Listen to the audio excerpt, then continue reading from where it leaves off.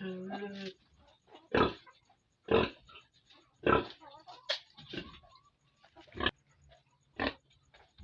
ayan mga kabakyard, good morning po sa ating lahat.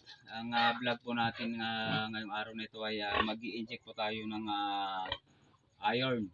Dahil 3 days na po sila, kailangan na natin mag-inject po ng iron. At siyempre, magpapainom na rin po tayo ng ayan, yung Aprolite para hindi po sila magtae. Ayan, iwas po sa pagtatae. Kahit na hindi po sila magtatae, kailangan na po nating agapan para maiwasan po nila ang pagtatae dahil napakahirap pagka yung ating mga biik ay magtatae. Ayan po yung toes, kung minsan dyan po sila namamatay, kaya kailangan dapat maiwasan po natin yung pagtatae mga backyard. So ito day 3 na at ito na po yung ating program ngayong araw na ito mga kabakyard. So tara mga kabakyard, samahan niyo po kami.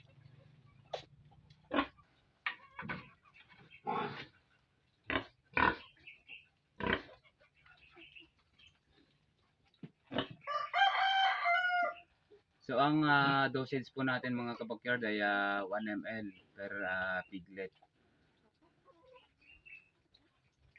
Ito po yung iron mga kabakyard.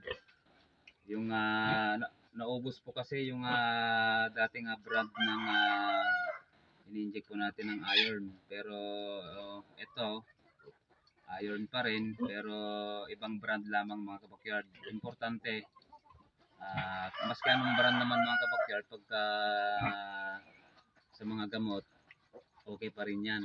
Isa pa rin ang timpla yan mga kabakyard. Kung baga ang pinabayaran lang natin dyan yung pangalan. Parang kung magsha-shopping ka mga kabakyard ay pag sa mall napakamahal, pero ganun pa rin yung mga bilihin sa mall, ganun pa rin sa labas. Parang ganun mga kabakyard. Mas lamang lang yung mga kilala na mga brand kasi mga kabakyard. Yan.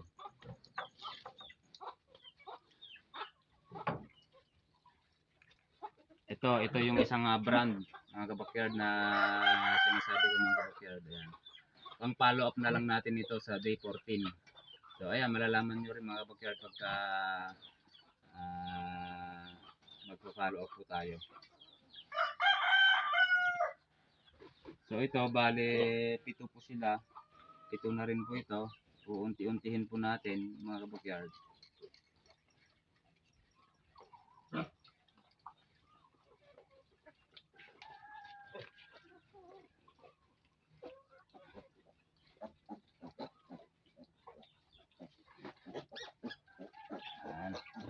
So diretso na doon sa kanilang mama pig. Bilis nila lumaki mga kabakyard.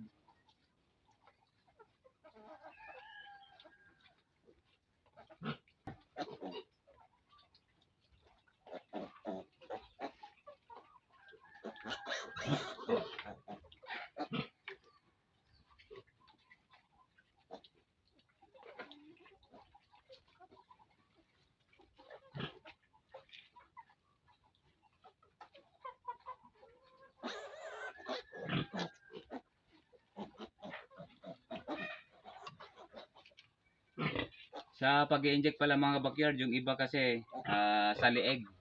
Pero depende po sa practice na rin po natin mga backyard kung saan po tayo mas komportable, dun po tayo.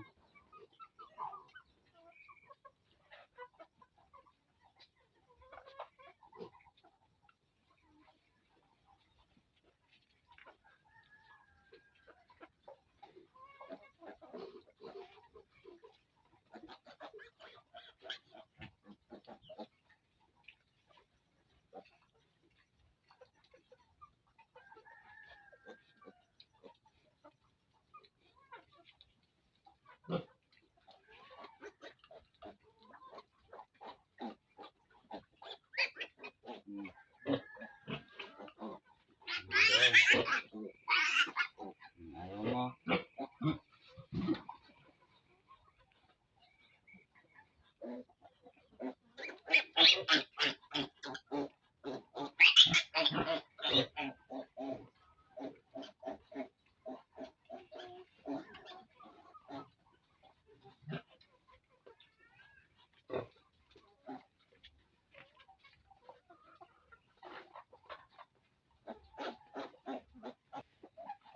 Ayan mga kabakyard, tapos na po tayo sa pag-i-inject at maraming salamat po sa inyo mga kabakyard. Ayan po yung program po natin dito sa ating nanganak na inahin ngayon mga kabakyard, para po sa ating subscriber na gusto nga mag-alaga po ng inahin. Ayan, complete medication po tayo, program hanggang sa maiwalay mga kabakyard. Ayan, abangan nyo mga kabakyard. So ayan, gaya ng sabi ko kanina, mamayang hapon mga kabakyard pala, dahil hindi pa tayo nakabili ng yung booster, yung Super Biik. Ayan, brand po ng Bimig yan mga kabakyard. Ayan, pero hindi po tayo nag-i-endorse mga kabakyard dahil solid ano po tayo. Ayan, kaya Pigrolac.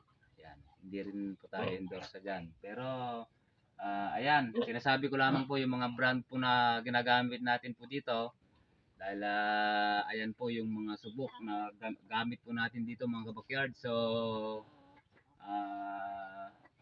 mamayang hapon, ayan, i-demo po natin kung paano po natin turuan yung ating mga biik kung paano kumain. Ayan, dahil dito po sa ating munting babuyan, day 3, ayan, practice na po tayo sa ating mga biik kung paano po sila kumain. Although yung mga iba 5 days, ayan yung kanilang, dyan po sila nag-uumpisa magpakain. Pero tayo mga kabakyard, day 3, start na po tayo magpakain ng booster. At day 1 pa lang, ayan, nagpapainom na po tayo ng ayan, yung anti-scouring, yung pagtatae. Ayan, pasintabi po sa mga kumakain kung meron po dyan mga kabakyard. Ayan yung yan yung program po natin. At ito po mga kabakyard pala, itong dalawang biik nating ito na palakihin ko sa nating patining. Ayan, aantayin lamang po natin na matapos yung kulungan po ng ating buyer. So tayo muna ang magpapakain mga kabakyard.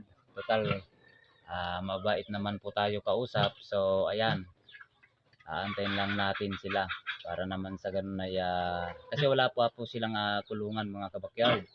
So nakiusap po yung bumili po dito na kung pwede ay pakainin muna natin. So sabi ko no problem, ayan, dahil tayo naman po ay talagang part po natin yan pagka mga ganyang bagay po mga kabakyard. So ayan, aantayin lamang po natin hanggang 25 po, pero pagka matapos po nila yung kulungan at wala pang sa 25, kukunin na po nila yan mga kabakyard. So ayan, napakagandang mga opportunity po yung mga dumating po sa atin ngayong buwan na ito, dahil kung papalarin po tayo mga kabakyard ay talagang mag-i-expand po yung ating munting babuyan sa ating isang subscriber po doon sa Ramon, yung nag-alaga po sa ating biik. Dahil gaya po ng sabi ko sa video po natin, talagang reserve pa po sila ng isang palakihin po nating inahin dito po sa ating mga bagong mga biik.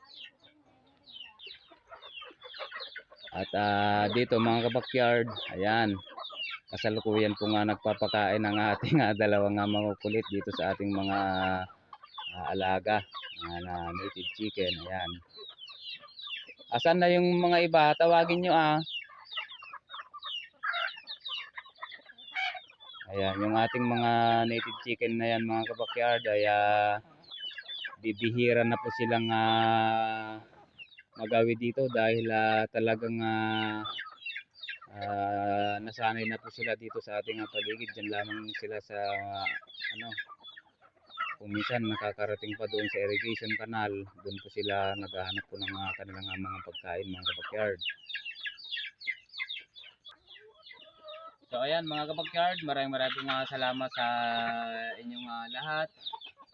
At hanggang dito na lamang po ang ating vlog ngayong araw na ito mga kabakyard. Thank you so much for watching. Ingat po tayong lahat mga kabakyard, mga kabisnes, mga kabukid. Ayan, thank you so much po sa inyong lahat. God bless po.